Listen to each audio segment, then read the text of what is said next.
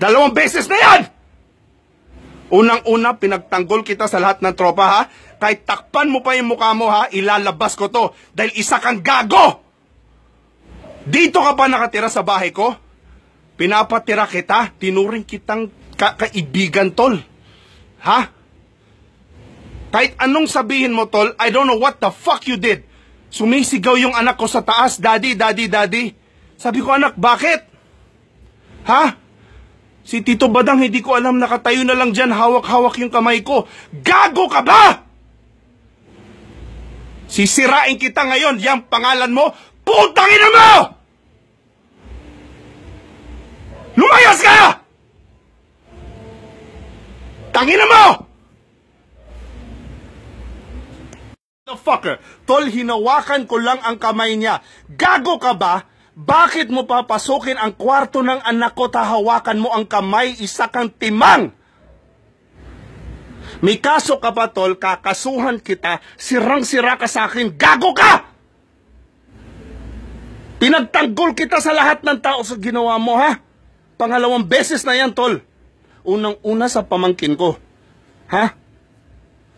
Unang-una ngayon, anak ko, gago, may anak kang babae! Gago! Bakit mo papasukin at hawakan kamay? Stupid!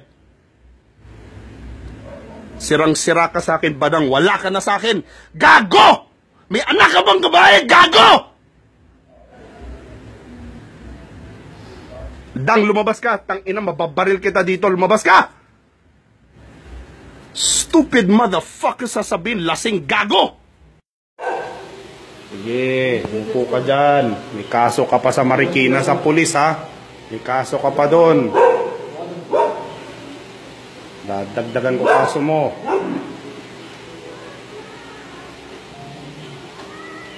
Anong report magandang gawin dito, boss? Yung pinasukan yung isang minor sa loob ng kwarto, anak kong babae. Kasi tinatagod yung construction sa isang bahay lang yata kayo, no? Sa bahay lang. Harapan ng tao dito, anong ginawa niya sa'yo last February? Nung nakaiga po ako, nakapatay ko yung ilo. Nagiinuman po kayo nung sa baba. Kami nagiinuman sa baba. Okay, then? Tapos nung wala na po ako naririnig na ingay. Natulog na po ako na, tapos nakapatay na po lahat ng ilo. Tapos nung pagising ko po, nakahawak po siya dito, ginagalaw niyo po yung baba. Saan? Turo mo. Yung baba ko po. Magaling kang kupal ka. Wala po lang kang gawin po. Natatakot po kasi ako pag sinabi ko sa inyo. Natatakot ka kanino? Sa kanya? Huwag kang matakot dyan sa kupal na yan. Hindi mo na tito yan. All of this is going to social media. You stupid, fucking malibog na tao na wala kang utang na loob, kang kupal ka. Pinatira kita sa bahay, pinakain, pinagtanggol pa kita sa lahat ng mali mo. Anak ko pa tinalo mo, gago. You are one stupid idiot. Now, hindi na sana kita dalhin sa police. Now, I'm bringing you to the police. You stupid idiot. Sikat-sikat ka pa nalalaman dyan, ulul. Sisirain ko kasikatan mo, gago.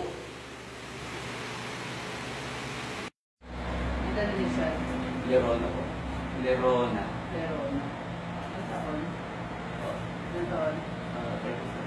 35. Airport.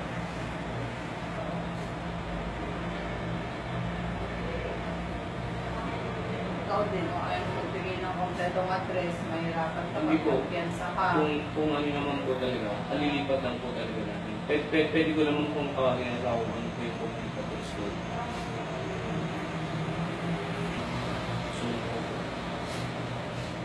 Amin mo, Nalit po. yung ginawa mo. Wala naman po talaga akong ginawa. Napaano lang po ako doon. Pasok lang po. Tapos sumigaw siya. Sabi ko nagsisigaw ako kasi wala namang ginawang masama. Kaya ako lang po yung hawak ko. Magwawa ka ng kamay niya. Ano mo ba siya?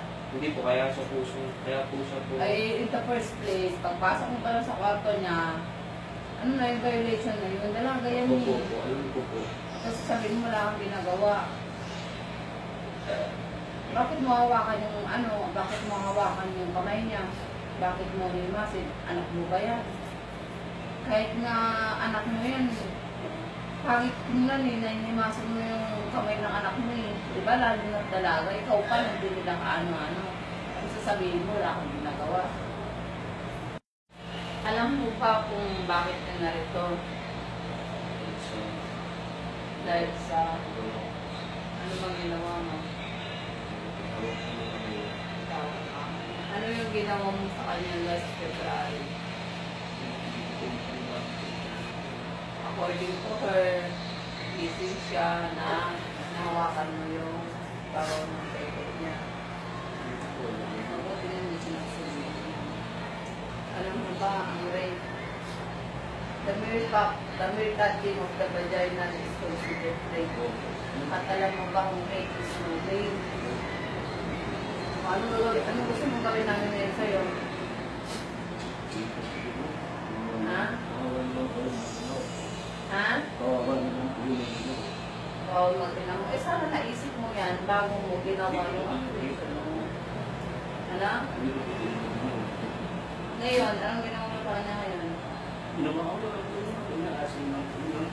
Bakit mo hinawakan ng ganong oras, 1:20 ng madaling araw? Hindi po, pumasok po kami sa kwarto. O bakit ka pumasok? Yung kwarto ba na tinutulugan niya? Oo. Yung kwarto ba na tinutulugan niya, yung ba yung kwarto na inigaan mo? Hindi po. Ano ba yung style ng bahay? Up and down?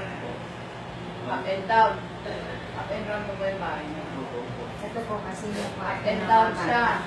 Ito Yung tinutulugan ng bata, saan? Hindi po sila bandang kanan. Taas, baba? Sa taas po. Sa taas. Ikaw, saan ka natutulog? Sa taas din po, pero sa kaliwa po. Oh. Bakit ka pumasok sa kwarto niya?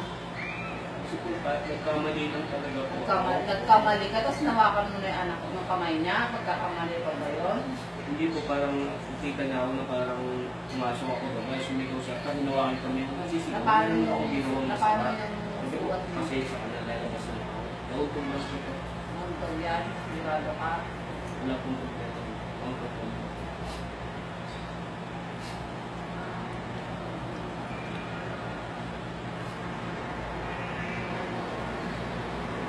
May asawa ka? May history ka na nung nakaraan na naman ako sa kanila. Ako wala akong pinatanigan kasi wala ako dun sa pinangyarihan. Pag dumarating sa amin ng complaint, kung ano na yung pinaka-complaint nila, yun lang yung interview namin. No? Ngayon sabi nila,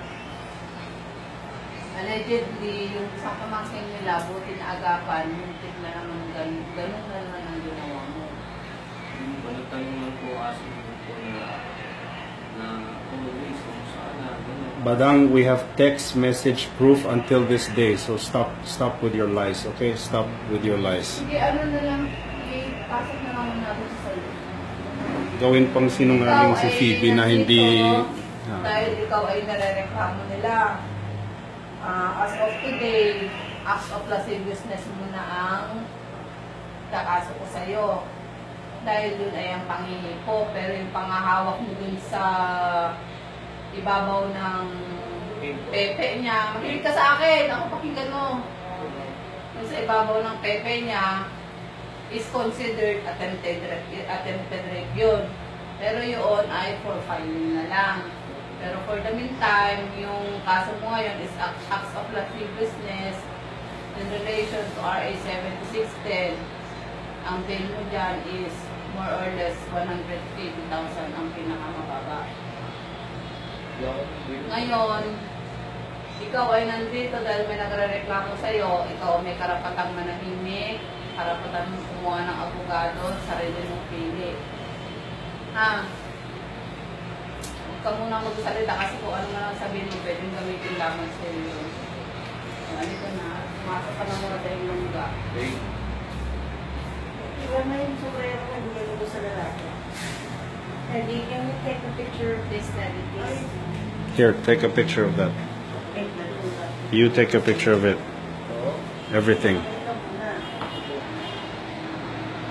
Wala bang ang saver ka? kunyari, mabait. Wow. Kunyari, hindi ano. Kaya hindi ko naman talaga po alam din, no? Oo nga eh. Pag lasing, hindi talaga alam, no? Ayos yan. Badang, move away. Move away. Kaya mamaya tayo mag-usap. Sumunod ka muna sa akin. Ano mo, yung cellphone. Wallet, pera, bawal ka. Belt. Belt.